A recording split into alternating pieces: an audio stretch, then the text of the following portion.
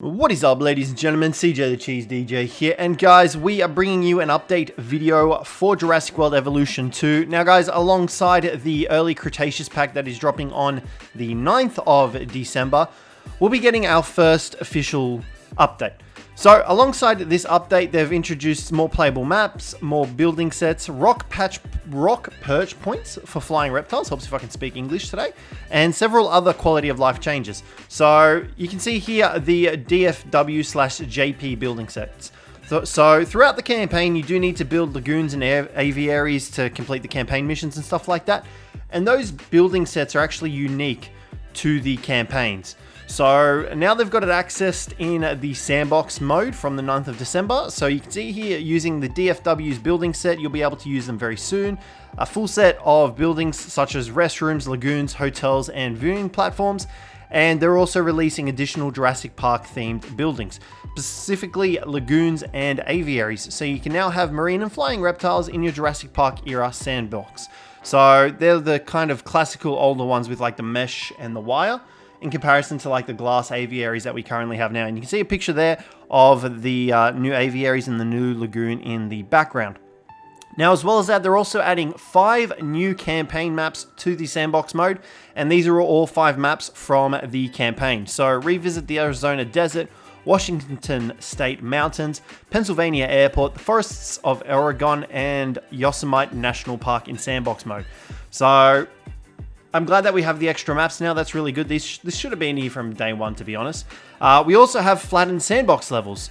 So now you won't have to worry about having to clean up water, having to clean away forests, having to level the terrain. It'll all be nice and flat, and you can just modify the map however you want and go ahead and do it like that. Honestly, this is a really good thing as well, I reckon. I do wish there was more sandbox customization options, but I'm hoping that there'll be a soon patch after this one that'll introduce that. Because we still don't have the option to just play through, unlock our research, and build our dinosaur park like that. Like the challenger modes, without the constraints, because you can't actually research every single dinosaur on each challenge mode. You're only limited to a certain amount. But let's move on. They're also adding rock perch points, so you can now allow your flying reptiles to perch on rocks placed inside an aviary, letting you and your guests appreciate the majesty when they rest between flights. So if you didn't know this already, you could actually go ahead and do this with decorations for the park. However, now they've added it so that you can actually set points on particular rocks, by the sounds of it, that'll allow your flyers to land. As well as that, they've done a few balance changes based on our feedback. The frequency of storms and disease outbreaks and chaos theories will be less frequent after this patch, as should disease outbreaks in easy and medium difficulty challenges. We've also made some tweaks to the dominance stat, which should cut down on dinosaur fights, as well as decrease the likelihood of dinosaur fights causing injury. Finally, we've rebalanced the combat stats of dinosaurs that can be evolved in group hunts. So they've nerfed the pack hunting, they've reduce the amount of injuries your dinosaurs are going to get after fighting, which honestly is so good. Because whenever they would fight, you'd have to always heal them, major or minor. It was really annoying. Now, as well as that, that's everything coming in the new update, alongside the new DLC. They also released a species field guide for the Kronosaurus, so you can check that out. It's a 30-second long video. And then they've just gone ahead and decided to release the times. So update 1 also comes with several accessibility options. We've added in a different subtitle colors for each speaker, an adjustable autosave frequency, and the game can be paused during cutscenes.